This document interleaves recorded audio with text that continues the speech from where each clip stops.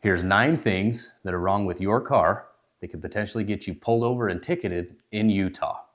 The first one is pretty obvious, but the last one might shock you. Number 1 is windows. Your front 2 windows can't have anything less than 36% light transmittance, and everybody has dark windows.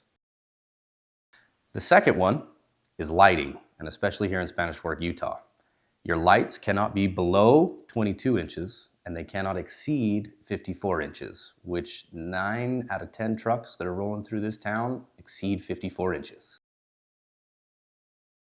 The third thing would be tires, and I feel like this is pretty obvious. You can't have anything less than 2/32 of an inch, which a good tire is a good thing to have.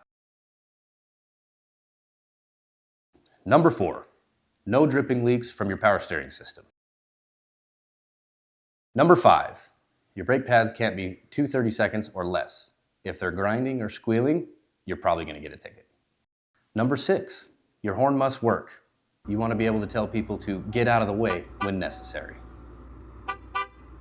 Number 7, your exhaust system cannot be excessively loud. So the soda pop cans hanging out on the back of the Honda Civic is not acceptable. Number 8, the fuel tank must be properly secured. Zip ties and bungee cords are not sufficient.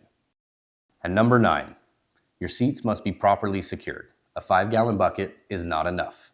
And yes, we've seen this. I myself have personally failed a safety inspection back when the program was active for a 5-gallon bucket. Since the safety inspection program is no longer required, I personally have noticed many vehicles that are not safe and should not be driven on the road.